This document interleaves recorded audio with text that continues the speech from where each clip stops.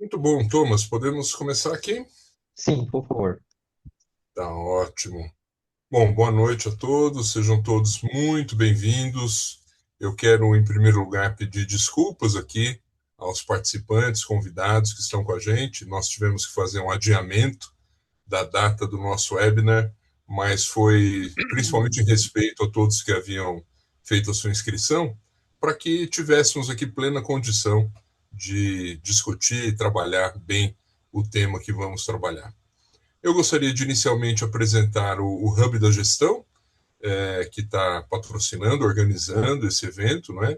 O Hub da Gestão nasceu como uma ideia em meados de 2020, bem ali no meio da Covid, porque entendemos que havia a necessidade de apoiar pequenas e médias organizações, os gestores de pequenas e médias organizações, para encontrarem respostas, encontrarem caminhos para contornar as dificuldades que apareceram ali com a pandemia. E de lá para cá fizemos muitos webinars. Hoje é o nosso 50º webinar e temos feito um trabalho aqui de orientação, de discussão de temas sempre relevantes para as pequenas e médias empresas do nosso país. É um webinar muito especial, muito importante, e gostaria de agradecer a todos vocês que estão com a gente e também aos nossos patrocinadores. Nós temos um slide aí, né, Thomas, para mostrar os nossos patrocinadores.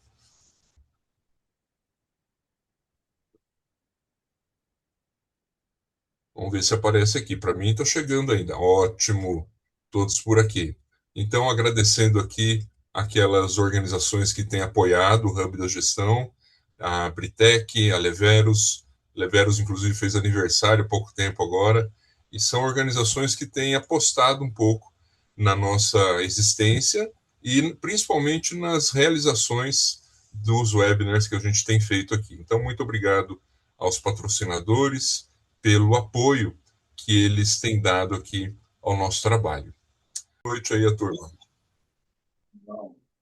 Boa noite a todos. Em primeiro lugar, gostaria de agradecer ao Fernando pela oportunidade de estar conversando com vocês.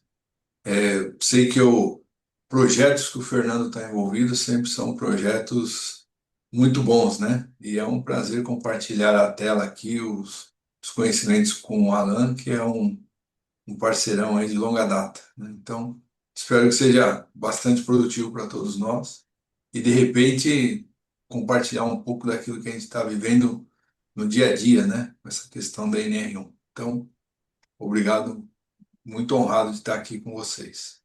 Nós é que agradecemos, Clóvis. Muito bom, muito bom. Bom, vamos lá. Então, começando aqui as questões, lembrando que todos podem escrever seus comentários aí no chat, mas a NR01 entrou em vigor, a revisão da NR01 entrou em vigor semana passada. E até onde eu pesquisei, me preparando para esse nosso webinar, uma das causas desse trabalho da NR01 foi o intenso grau de burnout, de problemas psicossociais que a gente tem nas empresas brasileiras, né? Então, eu li uma estatística, queria ouvir vocês nesse assunto inicial aqui, uma estatística de que 90% dos colaboradores relataram ter enfrentado burnout no ano passado, no ambiente brasileiro, é claro. O ambiente de trabalho nas organizações está assim mesmo, tão ruim? O que vocês podem me dizer sobre isso? Bom, eu acho que eu posso começar aqui e o Clóvis complementa, né? Você tem razão, Fernando. O Brasil é um dos países mais afetados pelo burnout, né? É, na verdade, uma síndrome, a síndrome de burnout, que, na verdade, é um esgotamento profissional, né? Um esgotamento aí causado por um estresse crônico por é, várias circunstâncias no ambiente de trabalho, né? Então, esse cenário ele é real, é algo, é um termo novo em que a parte médica continua estudando muito, né? E tentado de alguma forma aí ser aplicado no ambiente empresarial para se evitar e também para tratar aí situações onde a mão de obra ela tem esse diagnóstico, né? E o contexto de tudo isso é esse mundo que a gente está vivendo, é o avanço tecnológico, é o impacto das transformações na vida das pessoas, mudanças rápidas, esse mundo corporativo é volátil e que a gente sabe que vai continuar assim, né? Então, todo esse ambiente, as incertezas, tem feito com que esse esgotamento ele chegue mais rápido na nossa mão de obra do que medidas preventivas, né? E isso tem causado esse descompasso e esse impacto muito grande nas empresas, melhor dizendo, e também na nossa sociedade, né? Porque acaba gerando um custo para toda a sociedade esse impacto causado pelo burnout. Legal. Clóvis, quer complementar essa questão?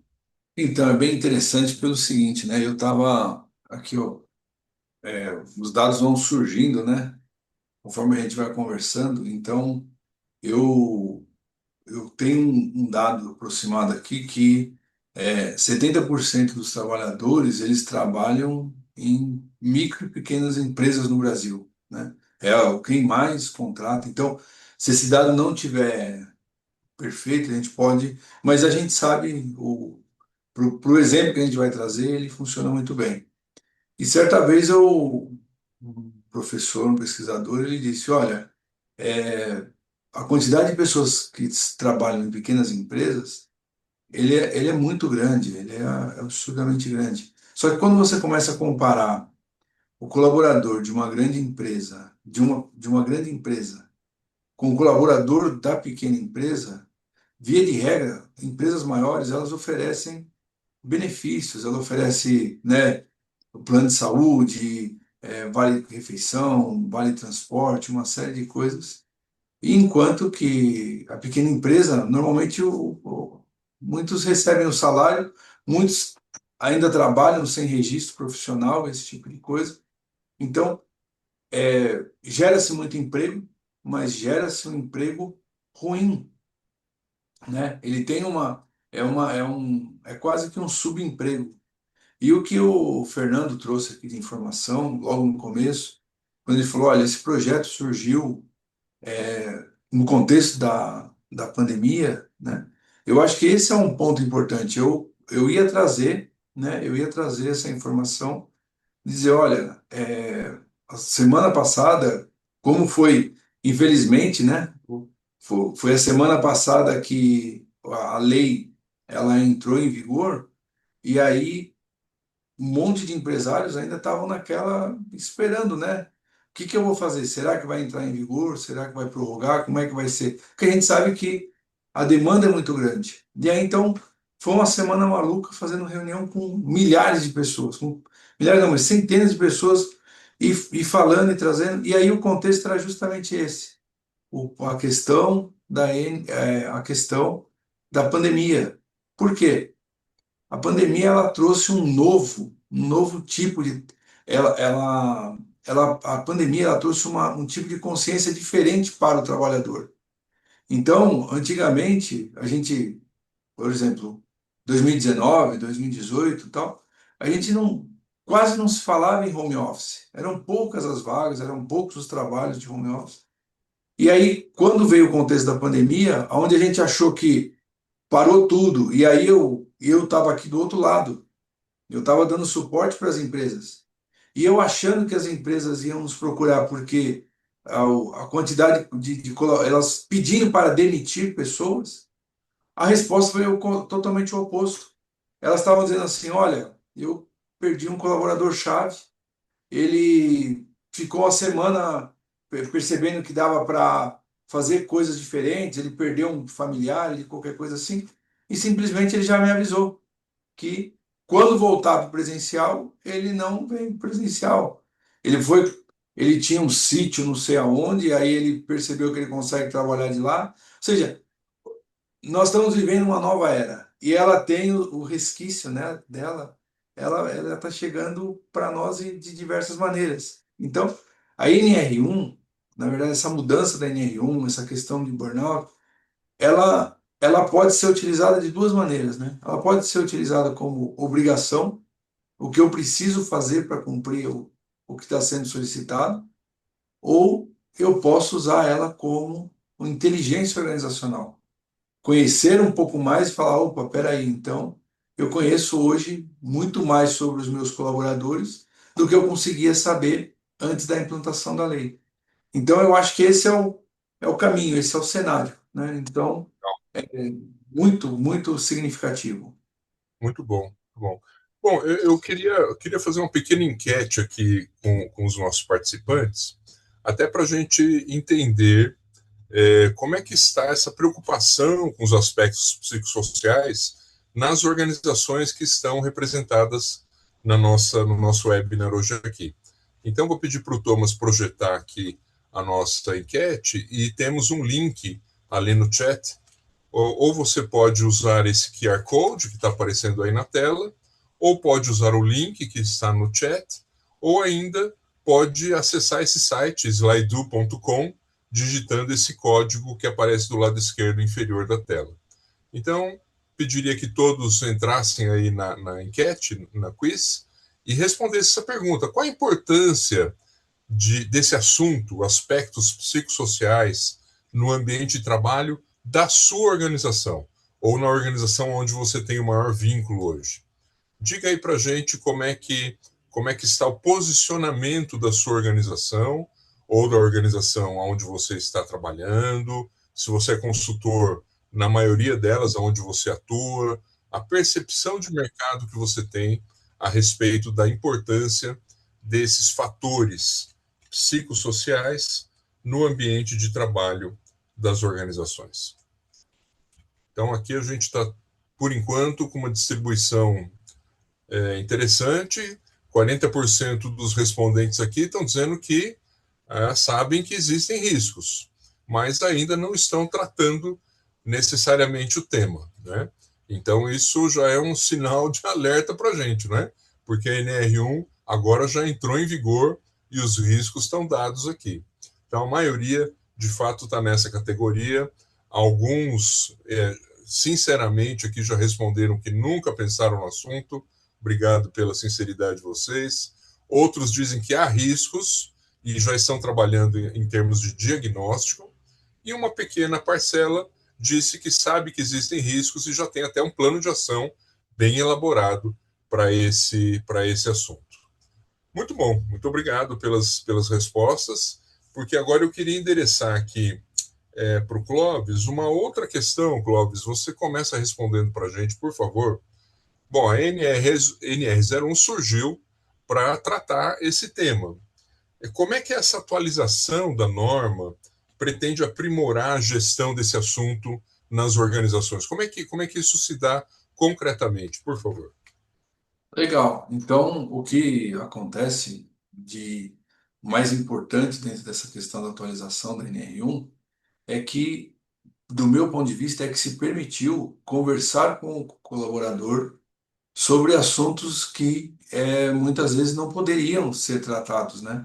Então a gente sabe que dentro do contexto da organização há um cuidado muito grande com o que eu posso falar, o que eu posso perguntar, qual é a maneira como eu trato o meu colaborador. Trato no sentido de qualquer pergunta que eu faço, ela pode ter uma segunda conotação e aí, partir de eu querer entender o meu colaborador e partir para algo como tratado como um assédio, né? Então, às vezes eram assuntos muito delicados. E eu acho que e é o que eu tenho falado muito para as empresas a NR1 ela abriu portas para que se olhasse para outras coisas, outros indicadores, né? Que até então, toda vez que você ia perguntar sobre esse assunto, eu vou trazer um exemplo, né? Nós aplicamos normalmente duas ferramentas, uma britânica e uma da Dinamarca. São ferramentas que têm todo o embasamento científico e tal. E, por exemplo, essa britânica, uma das categorias que eles analisam é suporte do gestor. Então, você meio que pergunta claramente para o colaborador, é um questionário muito simples, muito fácil de aplicar, mas num primeiro momento você pergunta como que você identifica ou a sua relação com o seu gestor?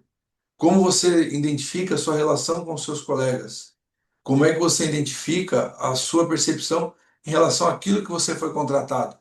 Então isso vale ouro, por quê? Porque quem acompanha um pouco e quem é líder sabe disso, quem trabalha como numa área de RH, consultoria sabe disso. A gente perde colaborar. A facilidade com que se perde um colaborador estratégico é muito grande. E às vezes você perde ele por um pequeno detalhe. Então ele, pô, quantas e quantas entrevistas, desligamento. Mas por que que você está saindo? Não, porque o meu líder não me dava feedback, porque eu não me sentia bem em relação à equipe. Eu tenho um caso muito rápido para contar de um rapaz que no final do ano, uma festa de final de ano, ele era o líder da equipe, teve a brincadeira do amigo secreto e ele tirou ele mesmo, né? E não falou nada para ninguém. Quando todo mundo fez ali a troca dos presentes, aí acabou e todo mundo ficou olhando e falou, ah, mas quem é que tirou o chefe? Quem é que tirou o chefe, né? Aí ele falou, ô chefe, mas o que aconteceu? Você não participou? Ele falou, não, eu tirei eu mesmo, né? Ele falou, pô, mas por que que você não avisou? Daria pra gente ter trocado, porque você não trocou com alguém e tal.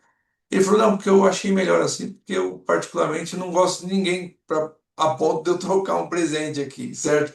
É fato real. E aí você vai segurar esse cara mais quanto tempo? 1 ou 2 meses na empresa, porque ele não tem ali o. Então, esse contexto, esse ambiente organizacional, hoje a gente consegue olhar de uma outra maneira. Então, a gente consegue ver e ir percebendo informações mais detalhadas, certo? Legal. Agora, Alan, tem uma. Eu queria te fazer uma pergunta, porque eu estou vendo aqui pelas câmeras, pelas pessoas que estão participando aqui. Tem gente que está participando aqui que eu tenho certeza que não faz nem ideia nem do que é a NR01. Então, resuma para a gente aqui numa frase, num parágrafo, o que é a NR01, Ok, Fernando, mas antes disso eu vou contextualizar um pouco mais ainda, tá? por favor. Então, olha só, por que que o governo ele tomou essa decisão há um pouco mais de um ano atrás de colocar a responsabilidade em relação à saúde mental dos funcionários de uma forma tão clara, enfática, objetiva para as empresas, né? Então a gente precisa entender que do mesmo jeito que a gente falou aí há pouco sobre esse mundo que a gente está vivendo, que não é só no mundo corporativo, mas dentro de casa, nas comunidades que a gente vive, né? A gente, enfim, é impactado em todos os lugares por tecnologia, pela mentalidade, por filosofias e enfim, né? Então, dentro desse cenário, o governo ele visualizou uma curva ascendente meteórica relacionada ao afastamento, né? Esse é um dado do Ministério da Saúde, do INSS, é, em relação a afastamento do trabalho por questões de saúde mental, né? Então, esse número ele foi essa curva ela aumentou muito na pandemia e depois da pandemia, pegando um pouco da fala do Clóvis, né? E o governo olhou e falou: opa, nós entendemos que essa conta não é nossa. E qual é o instrumento do governo? É legislação. Então, o governo ele tem tomado algumas ações e assim, no meu entendimento, é, ele vai aprimorar isso ainda mais, né? Então, a gente pega, por exemplo, NR5, Comissão Interna de Prevenção de Acidentes, CIPA. Desde 2023, há 3 anos e pouco atrás, o governo acrescentou mais um A na CIPA. Então, hoje ela é uma Comissão Interna de Prevenção de Acidente e Assédio, né? Dando voz ao trabalhador, né? Ou mais voz, vamos dizer assim, eh, e passando para essa comissão interna, representada por empregados, funcionários representando os empregados e os empregadores, a questão de assédio moral, assédio sexual, enfim, né? Então também vai de acordo aí com o que o Clóvis falou sobre ouvir mais o trabalhador, né? Então a gente observa os movimentos. E agora a gente tem a nova NR1, né? Mudou alguma coisa? Não é que mudou. Esse é um ponto importante aqui. né? Porque essa nova NR1, esse movimento e o porquê nós estarmos aqui tem tudo a ver com saúde mental, com burnout, mas duas palavras-chave: riscos psicossociais, né? Então, a nova NR1 ela está trazendo a obrigatoriedade das empresas identificarem e tratarem os riscos psicossociais. Isso é novo? Não. Porque quando a gente olha NR17, que fala sobre ergonomia, né, postura, condição de trabalho, organização do trabalho, né? Lá a NR17 ela já pontua a questão de risco psicossocial. Mas isso era muito escondido, muito subjetivo.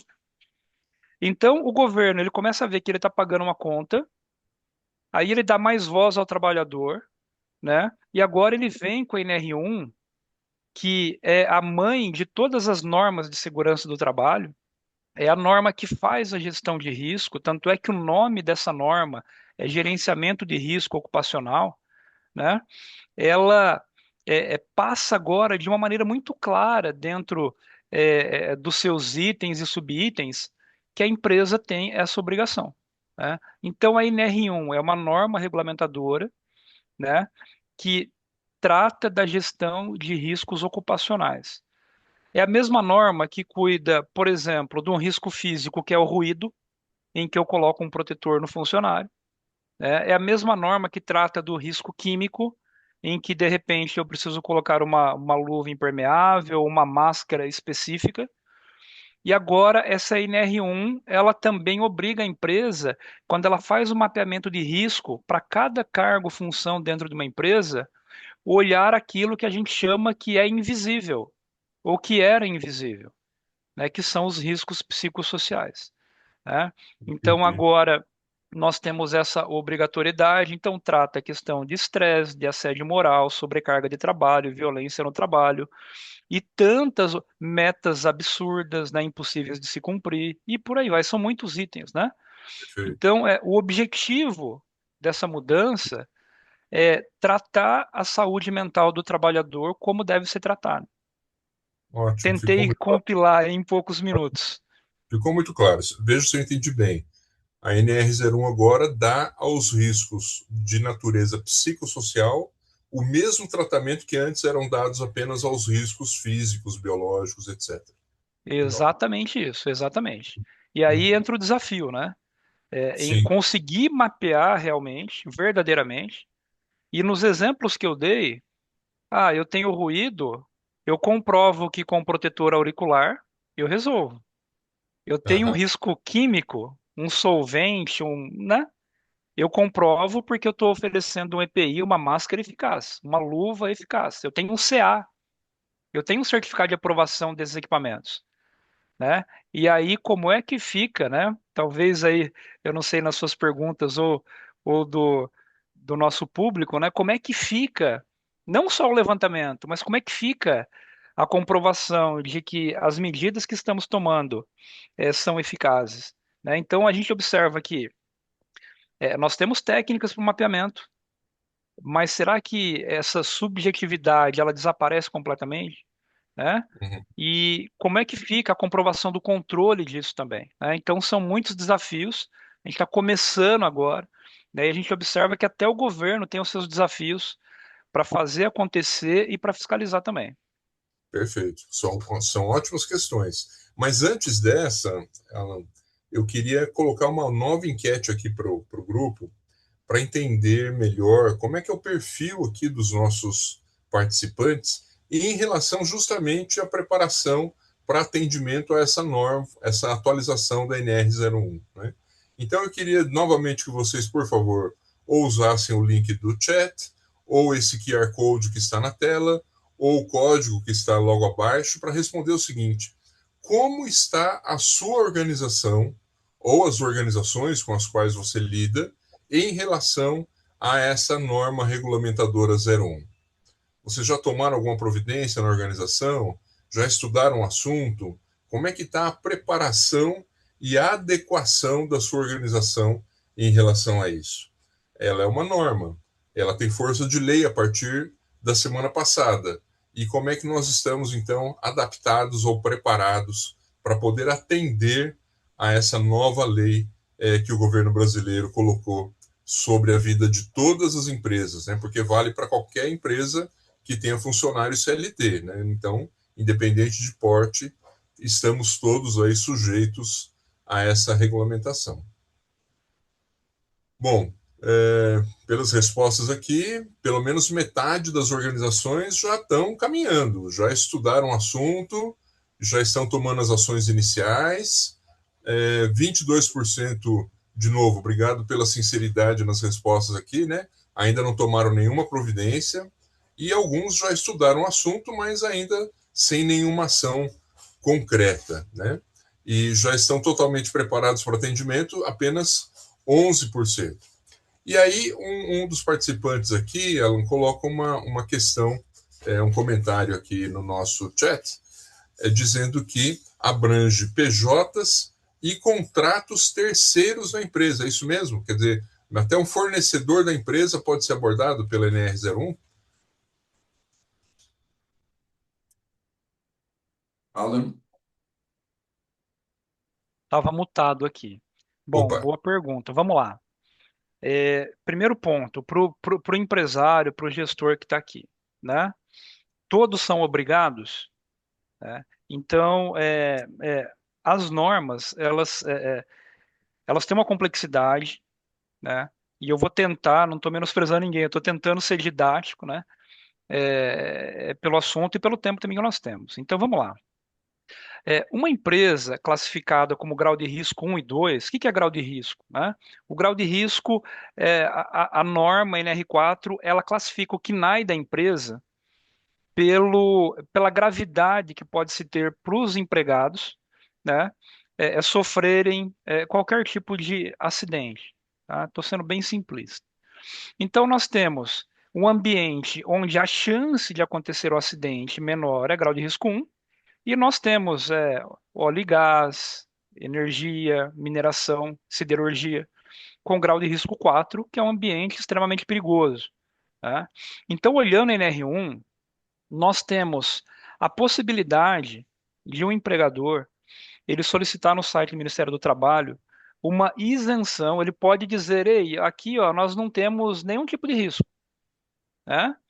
E isso é aplicável para grau de risco 1 e 2. Então, escritórios, bancos, né? Daí você fala: uau, então eu vou sair da live agora e não preciso fazer mais nada. Não é isso. Porque a NR1, foi o que eu falei para vocês.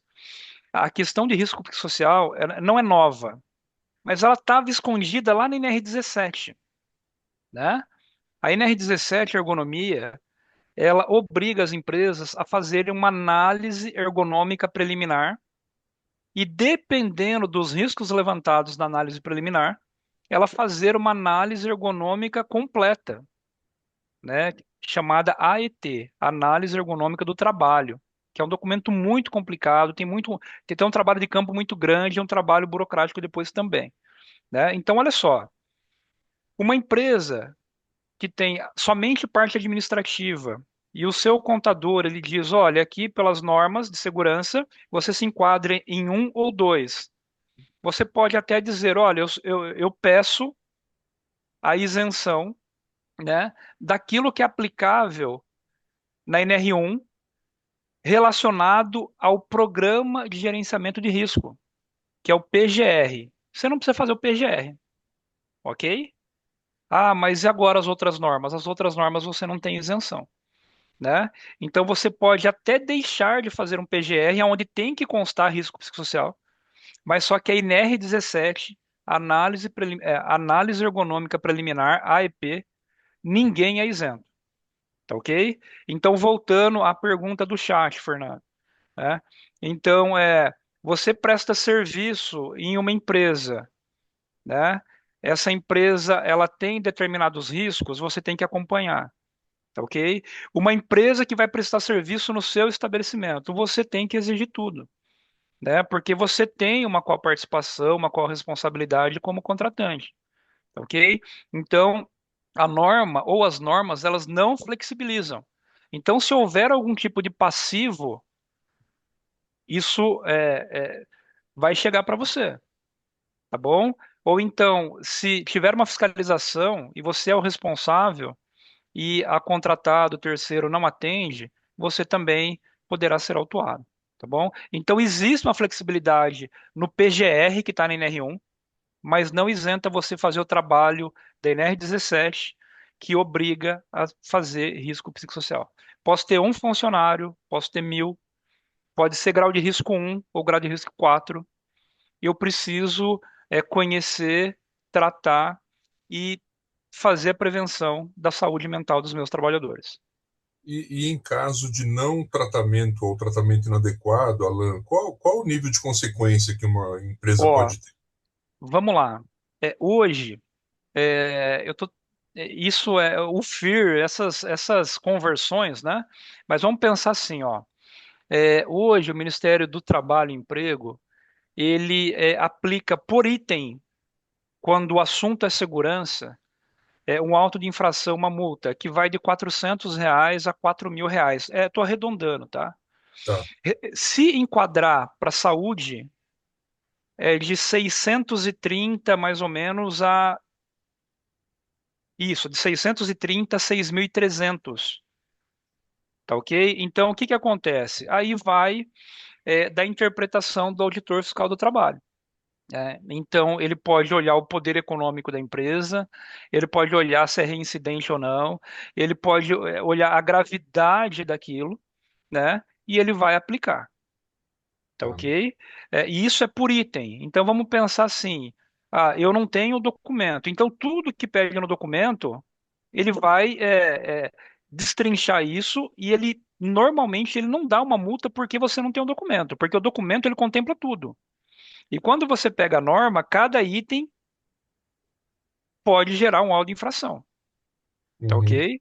Então é difícil mensurar. Então se eu não É, atender, eu não quero atender, ou não deu tempo. Eu vou desembolsar 5.000, 10.000, eu não tenho como falar isso, né? Mas entendi. se a Mas, segurança entre 400 e 4.000, e se a saúde, 630, 6.300 por item não atendido. de qualquer maneira, é muito pesado, né? Muito É muito pesado. pesado. É melhor atender a norma. O nosso amigo Wilson Cury, obrigado, Wilson, pela participação aqui. Ele escreve aqui no chat, né? A preocupação com a saúde do trabalhador é uma obrigação do empresário, mesmo que seja apenas para buscar atender ao compliance legal. Mesmo que seja isso. Tomara que não seja só isso, mas mesmo que seja, é obrigação dele. Agora, Clóvis, considerando isso, né? Essa necessidade, essa obrigação que o gestor tem, o que a gente poderia recomendar aos gestores que façam para poderem se preparar adequadamente aí para atender essa norma? Então, acho que se o pessoal que está assistindo, acho que percebeu bem, né, que o Alan, ele conhece de normas, eu não conheço ninguém que entende tanto de norma e vivencia isso quanto o Alan Silvério, né?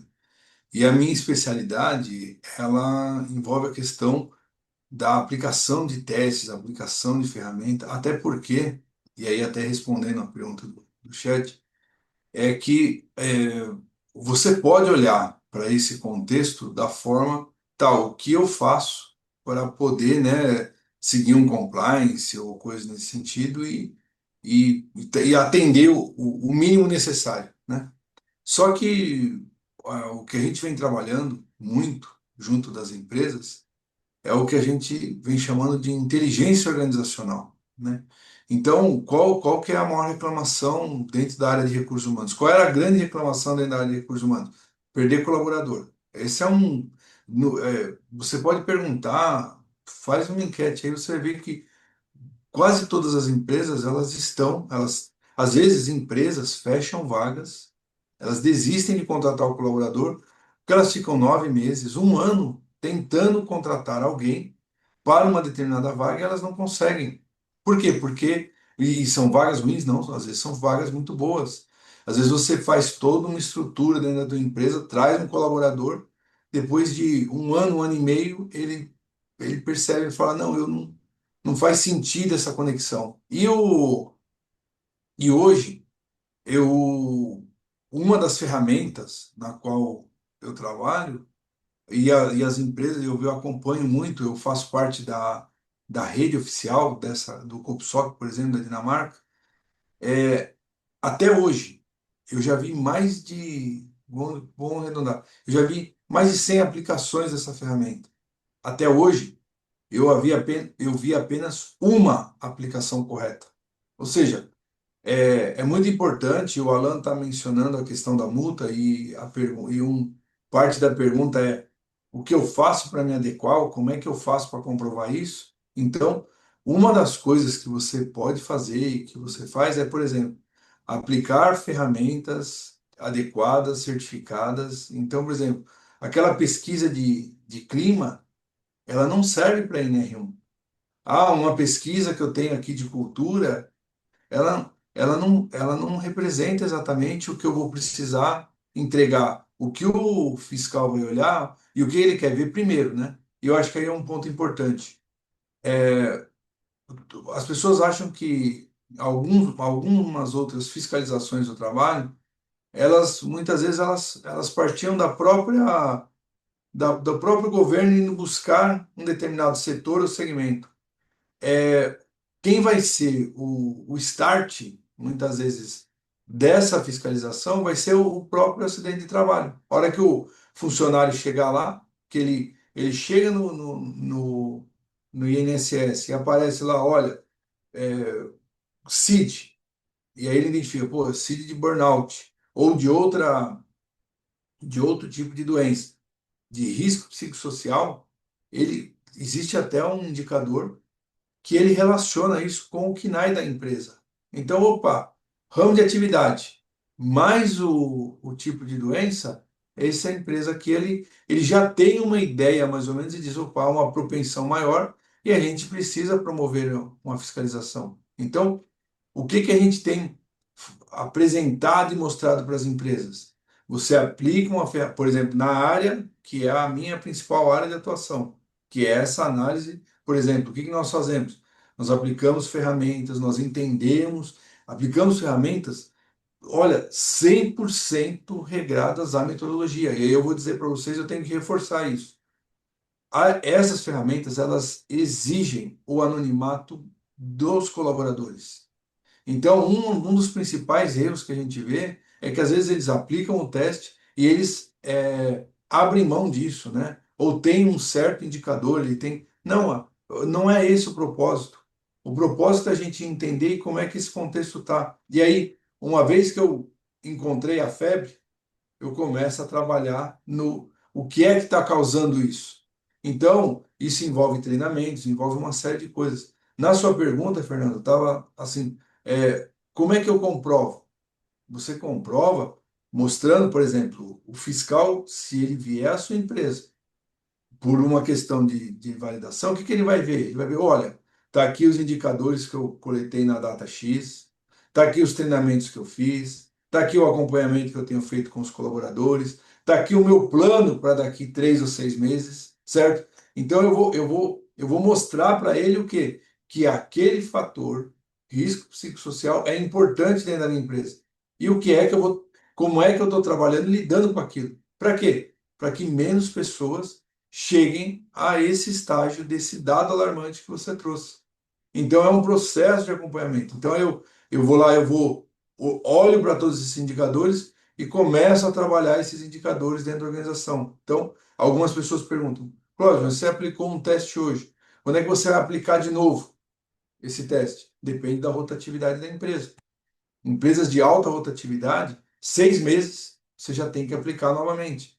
Ah, empresas que têm uma rotatividade baixa, você vai tratando, você vai dando treinamentos ao longo do tempo, mas depois de um ano você aplica novamente para ver esses parâmetros. É aí que a gente faz. Na verdade, a gente faz uma gestão disso, né? E quem pode se beneficiar muito disso, com certeza absoluta, é a organização, porque isso ao invés de ser um ônus, a gente tem convicção absoluta que isso vai ser um diferencial, é um bônus para a organização. Uma empresa que realmente se preocupa com os seus colaboradores. Eu achei muito bacana, viu, Clóvis? Eu conhecia bastante uma das ferramentas, né, que você representa aí, que é o Cevat, né, que eu usava bastante para fazer diagnóstico para mentoria, perfil, valores pessoais, muito, muito útil. Quando eu vi a ferramenta que você mostrou sobre diagnóstico de ambiente psicossocial, eu achei muito interessante, que aquilo torna, de fato, objetiva e concreta uma avaliação que, por natureza, é uma avaliação bastante etérea e subjetiva, né? Então, acho que, de fato, ajuda bastante mesmo para ter essa comprovação aí que você citou, né? Legal. Fernando, É, eu acho, oi, desculpa, Fernando, só te pode falar uma complementar. coisa, só complementar uma informação. Eu acho que efetivamente nós estamos nos aproximando com a minha percepção, não sei se é a do Alan, mas eu acho que a inclusão, essa mudança na norma, ela nos aproxima de culturas, por exemplo, mais antigas, né? Então, o europeu, o britânico, em que as empresas trabalham, quando a gente vê muito, putz, o cara trabalha na Europa, em alguns, e ele tem um misto de trabalho e qualidade de vida. E a gente se via muito voltado para essa questão do trabalho em si, né? E eu acho que a gente está procurando se aproximar. Ela é muito boa, ela é extremamente valiosa, entendeu? Porque ele começa a olhar para um contexto diferente, dar uma liberdade diferente. Porque eu começo a me preocupar. Sabe qual que era a preocupação inicial quando eu e o Alan faziam webinários? É se a norma ia obrigar, por exemplo, que a empresa se preocupasse assim, se seria responsabilidade da empresa um colaborador que tinha um problema de alcoolismo. Você lembra, Alan? E aí era a grande preocupação. E a gente teve que ensinar, doutrinar, sabe? Não, peraí, cada contexto é um contexto, né? O que a norma está fazendo, ela está abrindo portas para a gente olhar para o colaborador. E aí a gente vai olhar para ele de uma maneira sistêmica, né? De uma maneira holística, completa, e aí começar a tratar quais são os problemas dele efetivamente na organização. E a gente sabe que o colaborador satisfeito, ele acaba produzindo mais, com certeza absoluta. Entendeu? É trazer isso mais para o contexto da organização. Muito bom. Alan, eu tenho visto, assim, desde que chegou mais perto da data, né, da vigência da NR01, muita propaganda na internet, muita gente oferecendo cursos, oferecendo serviços de consultoria. Eu queria que você falasse um pouco aqui para os participantes do nosso webinar, como é que um consultor externo, de fato, pode ajudar nessa adequação à NR01 e que cuidados também os empresários deveriam tomar na hora de contratar um consultor para fazer esse trabalho. O seu microfone está mutado ainda. De novo, Obrigado. desculpa. Muito boa pergunta, Fernando, para todos aqui. Bom, primeiro ponto, o senso de urgência, ele pode trazer algum prejuízo a curto, médio e longo prazo quando a gente fala de risco psicossocial, né? Então, eu tenho acompanhado as duas enquetes aqui, e o nosso público, nós temos pessoas ou empresas que estão dentro do esperado e uma boa parte que não. Então, esse senso de urgência ele pode gerar alguma precipitação. Então, assim, na minha opinião, é necessário, sim, um profissional, uma consultoria. O assunto, como eu disse, ele é complexo, ele é normativo, mas acreditem ou não, né? Ele tem as suas subjetividades. Então, um consultor, uma empresa que tenha conhecimento, que comprovem para vocês que tem bagagem para isso, com profissionais com um bom tempo de experiência, né?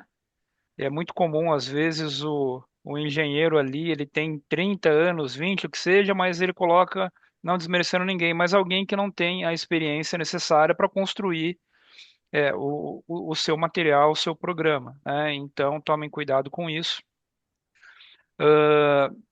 Enquanto eu vejo assim, empresas com uma equipe própria de segurança, eu não sei aqui o tamanho das empresas, então, dependendo do tamanho da sua empresa, você não tem uma área especializada de segurança, então isso colabora para que você busque um profissional, uma empresa especializada nisso. Mas tem algo assim que me chama muita atenção, é que é a imparcialidade, né? Então a gente está saindo daquilo que é visível, risco químico, físico, biológico, e a gente está indo para um ponto muito sensível. Eu trabalhei em empresas gigantescas que, para tratar algo relacionado à saúde mental, era muito difícil, né? Pelo medo, pelo receio, né? Enfim. Então, talvez até agora ainda é tabu para muita gente. E quando você faz algo dentro de casa, você pode ser questionado, né, por uma fiscalização, por um sindicato, pelo próprio funcionário seu, porque ele tem direito, nem todos sabem, mas eles têm direito a conhecer todo o programa de gerenciamento de risco e os seus controles dentro da empresa que ele trabalha, né? Então, se você contrata um profissional que tem conhecimento, que tem metodologia, que sabe o que está fazendo, né? E você também respeita o trabalho dele, porque talvez ele traga algo que você não goste. Mas é melhor ter um profissional que traz e faz um diagnóstico real e a gente começa a tratar isso, né? Do que deixar escondido e até a sua imagem, a reputação ir para o buraco, né? Porque você não quis tratar como deveria, né? Então, acho que esses são os principais pontos, Fernando, né? É, não acelerar, apesar do prazo ter passado, né? Mas tomar cuidado com esse senso de urgência, porque você pode encontrar qualquer um e esse qualquer um vai te gerar um problema, né? Vai gerar prova contra você e a sua empresa, né? Isso acontece muito. Mas eu vejo que a imparcialidade e ter uma pessoa que talvez a sua empresa não tenha, que é especialista no assunto, né, são fundamentais para você fazer esse diagnóstico, estabelecer um controle e, quem sabe, até te ajudar a implementar isso aí. Muito bom. Bom, nós vamos caminhando aqui para o final, mas tem dois comentários aqui no chat que eu gostaria de reunir numa questão para vocês, que é a seguinte. Primeiro, a Lúcia, ela comenta aqui que a importância da revisão da norma é indiscutível, mas ela entende que mais do que ter a regulamentação, a auditoria, as multas e treinamentos, é necessário criar ferramenta para apoiar os líderes, porque os líderes dos funcionários e os funcionários, claro, precisam trabalhar essa mudança de comportamento para diminuir as situações de risco. E aí, a Lisandre completa com uma pergunta para vocês. Vocês não acham que as empresas com bons RHs atualizados são aptas para a efetividade da NR1? Basta ter um bom RH, Alan? Eu vou comentar aqui e aí o Clóvis ele faz aí o fechamento com toda a propriedade que ele tem, né? Olha só, vamos lá. Uma coisa muito importante aqui para todo mundo, tá? Ah, a fiscalização, um sindicato, quem for, né? Eles vão olhar a parte documental, sim. Se não tem a parte documental, meu amigo, é um problemaço, ok? Esse é um ponto, né? Agora, qual o padrão esperado pelo Ministério e eles nos eventos abertos, congressos pagos, eles têm falado muito nisso, né? Vamos voltar à minha primeira fala aqui. Então, eles deram mais voz à CIPA, agora a NR1 está dando mais voz também, né? E a gente tem que escutar realmente, né, o trabalhador para entender o que está acontecendo. Tem coisas que não são válidas, tem muita coisa que sim, né? Então, com essa voz mais ativa para o trabalhador, o Ministério do Trabalho ele vem como nas organizações? Se eu tenho voz ativa, ele vem o quê? Com a escuta ativa. Então, aonde você vai, evento que você participa, parte documental será verificada, metodologia, levantamento de risco, controle, evidências, mas não só no papel, principalmente na operação, no chão de fábrica, ouvindo o trabalhador, né? Ah, então eu posso ir junto? Não, ó, fica aí, entendeu? Ah, fala com aquele ali. Se você apontar aquele ali, ele vai conversar com o outro. Eles têm as técnicas deles, né? Então a comprovação ela é com o trabalhador. Então eu vi alguns comentários aqui, Sim, está correto. Eu tenho que capacitar a minha liderança tem que entender, tem que ter, não tem mudança sem o conhecimento. A repetição faz parte do aprendizado, então eu preciso ter uma frequência. O meu líder, que eu tirei da produção e ele senta ou vai fazer um curso fora, ele tem que entender que a empresa que está pagando espera dele uma eficácia, né, um ganho na produtividade dele, e a gente está falando disso aqui, né? Mas ele tem que saber passar a mensagem, e isso tem que ser percebido para a operação. Porque nenhuma fiscalização, se vocês têm aqui norma ISO também, ou vocês têm algum selo ou certificado necessário para atender um produto ou um serviço de um cliente de vocês, ninguém vai chegar e tirar a prova dos nove com a liderança ou com o proprietário, tá ok? Então a escuta ativa, o tempo todo é falado, né? Então esse trabalho ele tem que ser construído. A liderança ela é o motor, a força para uma mudança de cultura, uma evolução de maturidade, né? Mas isso tem que realmente chegar lá na operação. Eles têm que perceber isso, né? Às vezes eu tenho um programa muito bom de saúde mental, mas ele nem sabe que aquilo tem a ver com saúde mental, que aquilo tem a ver com risco psicossocial. E talvez o auditor chegue e fala, viu, o que que a empresa tem falado para você sobre risco psicossocial? Às vezes a empresa está fazendo, mas ele nem sabe associar uma coisa com a outra. E aí tudo que foi feito, né, naquele momento ali pode ir por água abaixo, né? Entendo, entendo. Então, resumindo um pouco, né, a liderança ela é fundamental, mas só que a operação é ela que é realmente o termômetro da gestão que eu estou fazendo ou não, Talvez para usar um termo matemático, a liderança é fator necessário, mas não suficiente, né? sem dúvida nenhuma. Clóvis, quer complementar? Então, a questão é, eu raramente conheço algum RH que ele tenha, por exemplo, um RH para 10 mil, que cuida de 10 mil colaboradores, e se ele tiver 30 pessoas, é muita gente. Ele não tem 30 pessoas. RH de empresas com 600 colaboradores, eles são 5, 6 pessoas em média. Estou falando RH, tá? Não estou falando a parte do DP, que às vezes é uma pessoa ou duas que cuidam dessa proporção. Então, como é que você faz, por exemplo, para o RH assumir mais essa responsabilidade com relação ao conhecimento da NR1? Vocês colocaram ali no chat, foram perguntando, eu adorei as respostas, porque o que eu estou percebendo aqui do outro lado é que, na verdade, assim, ó, boa parte, primeiro, boa parte das pessoas esperou.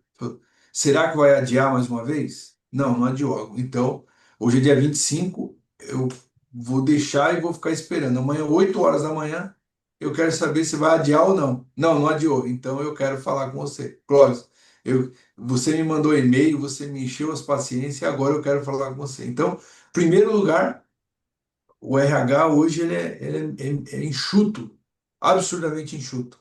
E o RH ele está mais apagando fogo, né? Ele tá quase o tempo todo tentando repor a matéria-prima que tem toda essa rotatividade.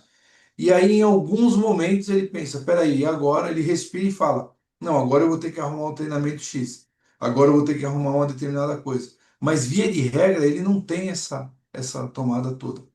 E do ponto de vista da liderança, eu vou falar para vocês que a, a forma como eu estou falando, o nosso contexto é inteligência organizacional. É olhar para esse contexto das pessoas. Então, só para vocês terem uma ideia, uma das primeiras perguntas, um dos primeiros indicadores que nós trabalhamos é entender, por exemplo, do colaborador, como é que ele percebe a demanda de trabalho. Porque existe um ponto muito importante aí. Existe ali pessoas que estão sobrecarregadas, né?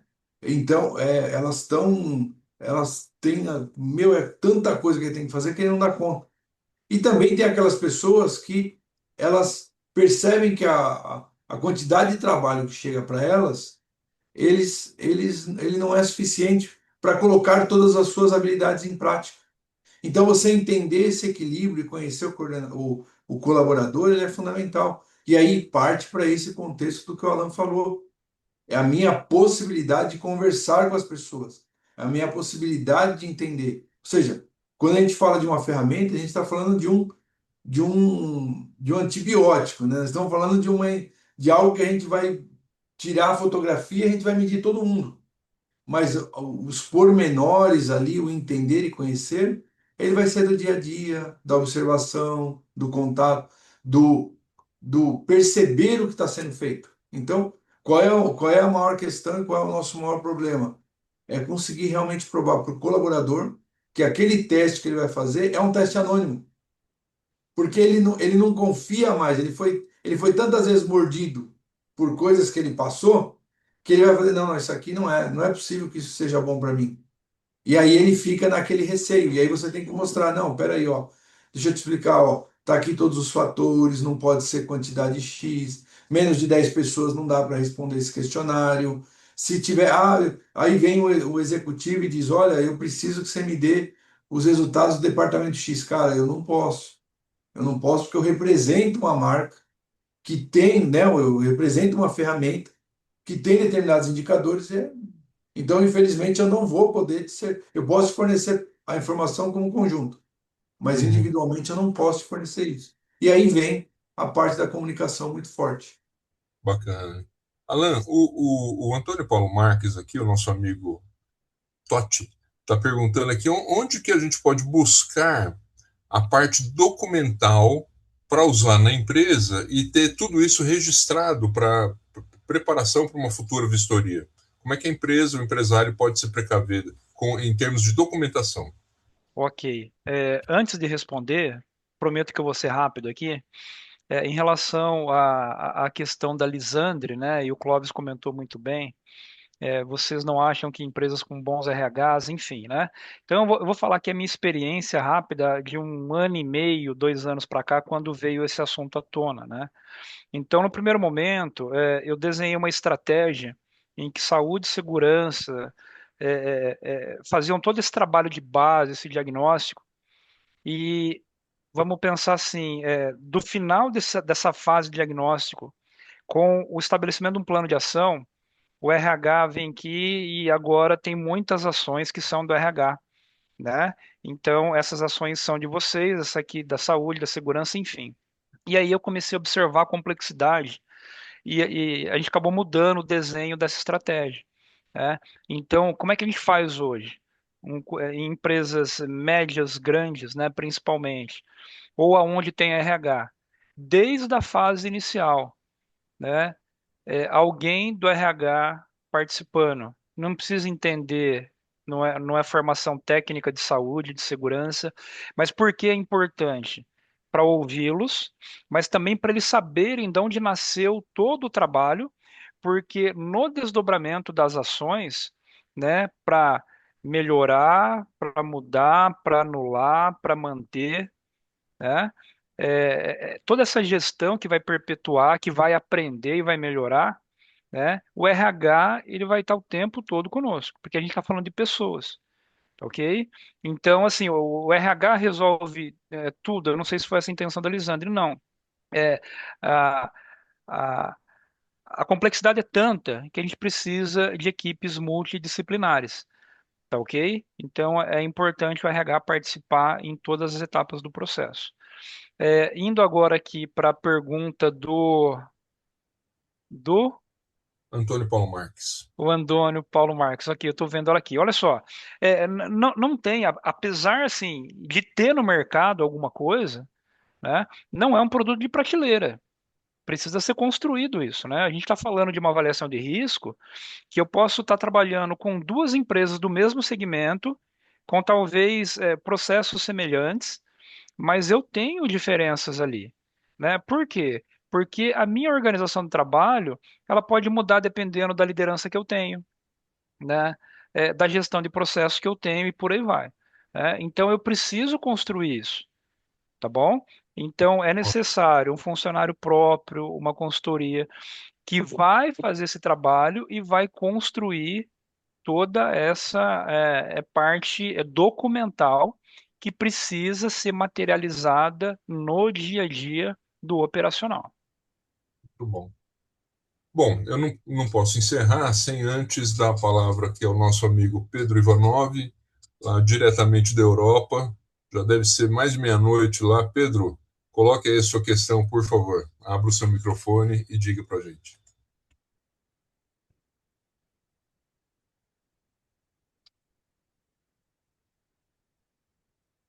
Pedro, nos ouve? O microfone dele acho que está Tá fechado. mutado, tá mutado. É, Pedro, se você não estiver conseguindo abrir o microfone, se quiser mandar no chat aqui, a gente está atento aqui às questões, tá bom? Ah, perfeito. Eu acho que agora eu consegui. Fernando, muito obrigado pela oportunidade de estar junto com vocês. E, assim, eu gostaria de fazer uma consideração.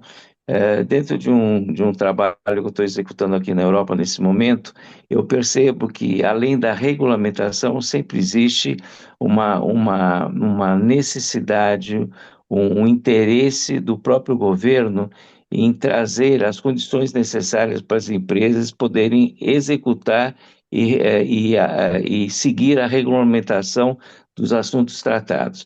Então, a minha pergunta é a seguinte: eu acompanho muito de perto as dificuldades das empresas médias e brasileiras e pequenas empresas brasileiras em acompanhar todo o processo de regulamentação governamental, que muitas vezes é muito cheio de conceitos, é muito cheio de verdades e necessidades para adequar as empresas ao momento social ou momento empresarial das empresas. Só que eu não sinto uma clareza muito grande, e aí é que eu gostaria de estar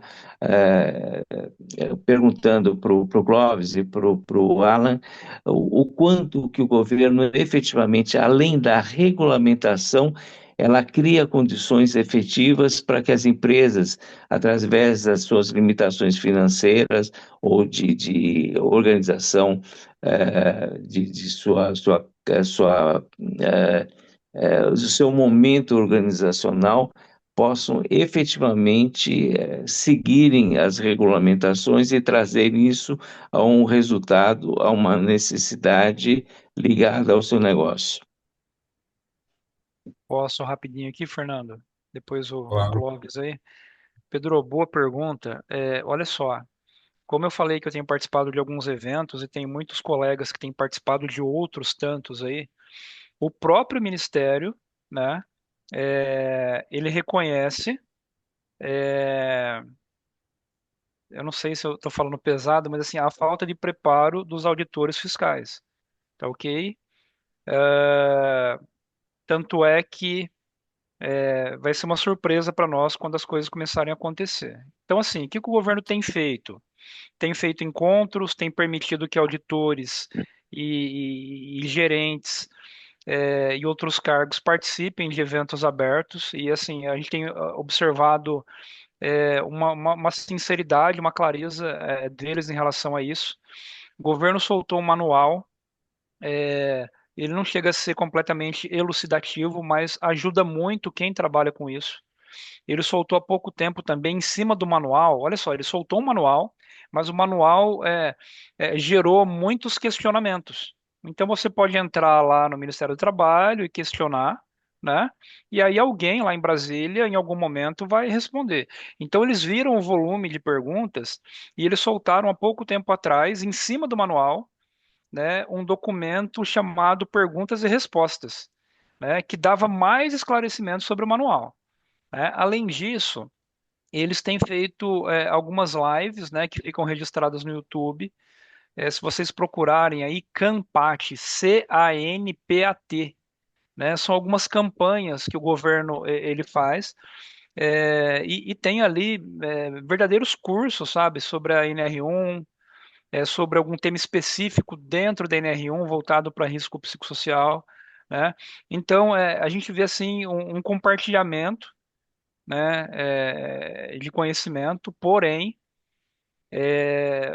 agora que a gente vai ver o que vai acontecer na prática, né? Então vão entrar muito pesado, né? Como é que vai ser essa abordagem? O que é fato é que nesses 90 dias, eu não sei se vocês sabem, né?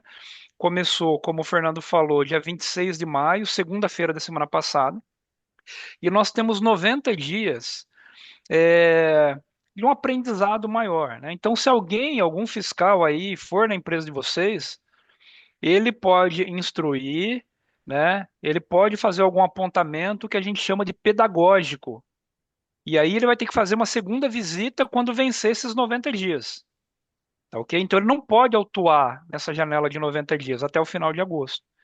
E a partir do final de agosto, aí sim eles podem autuar. Tá bom? Então o esforço que eles têm é feito sobre isso, né? Mas se a gente olhar assim, um palestrante num evento, um outro auditor fiscal em outro, não tem exatamente um padrão, sabe? Então até o conhecimento do pessoal que vai estar à frente fiscalizando as empresas, a gente observa que não está dentro de uma mesma faixa ali, sabe, de conhecimento. E eu acho que retrata um pouco aí essas questões aí no nosso país, né? Vai É ser uma um desafio novidade. para todo mundo, inclusive para eles. Perfeito, perfeito. Bom, em respeito ao horário de todos aqui, principalmente dos nossos convidados, os participantes aqui, nós vamos caminhar para o encerramento do nosso webinar.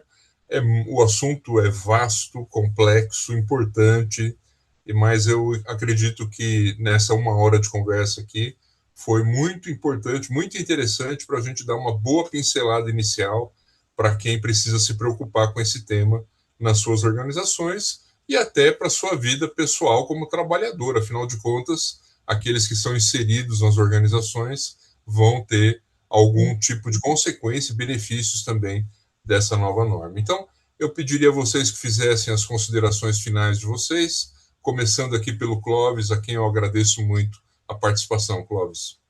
Legal, Fernando. Eu que então gostaria muito de agradecer, né, essa oportunidade de conversar com vocês, dizer que tudo isso que o Alan falou, e essa é a grande X da questão, né? Porque não é um conjunto de normas, né? Não é como a transferência de um veículo, a transferência de uma empresa, ou qualquer coisa assim.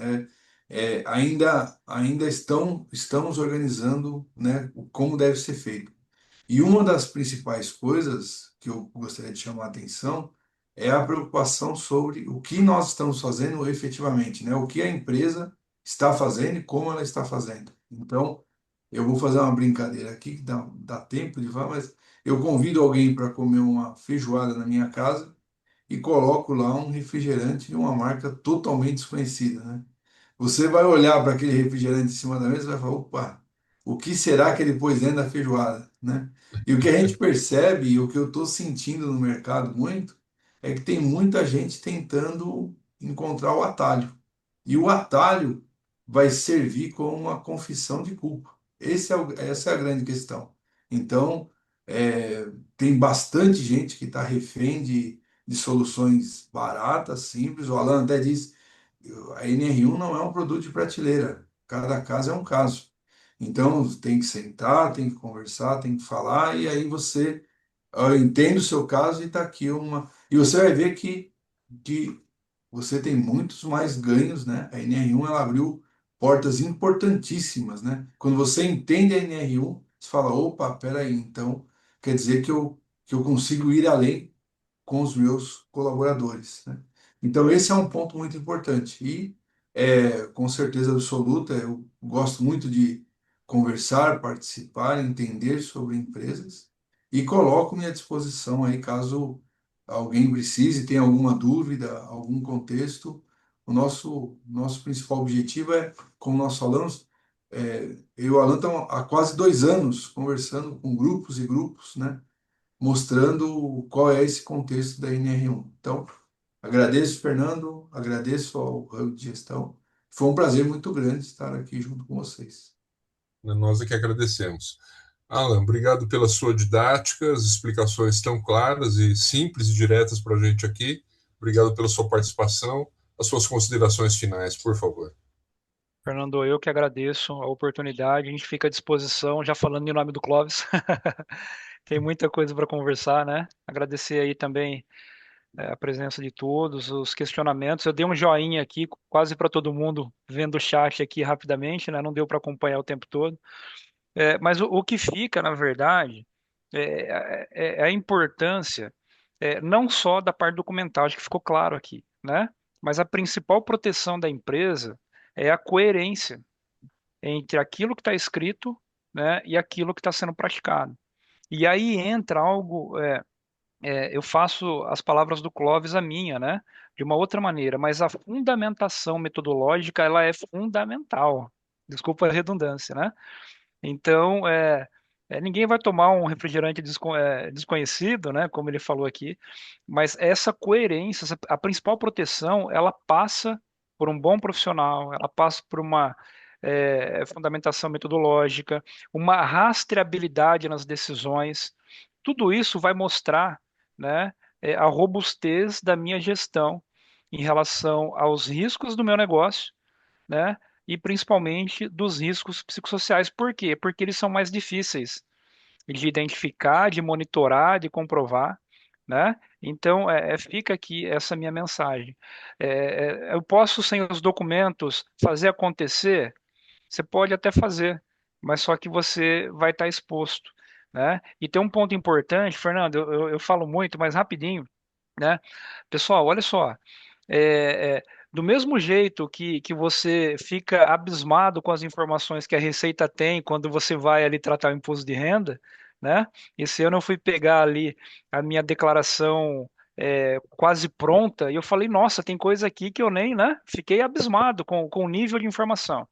A parte de saúde e segurança, quem tem aqui contabilidade, né? A parte trabalhista e previdenciária, o governo tem tudo e muito mais. E eles têm ali os robozinhos que cruzam informação que se a gente tivesse acesso e olhar e falar, nossa, eu não tinha visto isso dentro da minha empresa, né? Então vai começar a chegar atestado médico lá, né? E a empresa ela vai olhar uma outra ponta, ela vai ver se a sua empresa ela subiu no social informações, né? Para que fosse prevenido esse tipo de CID, né? O Código Internacional de Doença do atestado do seu funcionário. E aí, a partir do momento que cruza e vê que você não tem a parte documental, está enrolado, né? Agora eu tenho a parte documental, mas eu não tenho a principal proteção, que é o dia a dia do meu trabalhador, eu também vou ter problema, tá? Então, um não exclui o outro, os dois se complementam. Obrigado mais uma vez, uma boa noite, um abraço a todos. Eu vou pedir um favor a vocês dois ainda, de colocarem no chat a maneira como os nossos participantes poderiam continuar a conversa com vocês. Algum contato, algum site que vocês possam disponibilizar aí para as pessoas poderem entrar em contato com vocês. Enquanto isso, eu vou pedir ao Thomas que coloque aqui nosso slide final de avaliação, porque nós gostaríamos de pedir um favor a todos os participantes que respondessem, então, essa breve avaliação do nosso webinar. A qualidade dos nossos webinars, ela sempre busca ser melhor, nem sempre conseguimos, mas buscamos melhorar a cada evento, claro que sempre baseados no retorno que vocês nos dão em relação à nossa moderação, em relação aos participantes, aos palestrantes. Eu fiquei muito satisfeito porque as perguntas, os comentários feitos aqui no nosso chat foram de altíssimo nível, sempre muito embasados, muito inteligentes. Então eu agradeço também a todos os participantes aqui. Lembro que a gravação desse webinar ficará disponível no site do Hub da Gestão, que está aí projetado na tela também, e assim como outros webinars já realizados antes desse 50º webinar que nós encerramos agora, e vocês terão ali muito material de interesse para a gestão das pequenas, médias empresas que são o nosso grande público-alvo. Então, mais uma vez, obrigado a todos pela participação, uma boa noite, um bom descanso a todos. Até logo. Muito obrigado, Fernando. Boa Até mais. noite a todos. Boa Abraço. noite.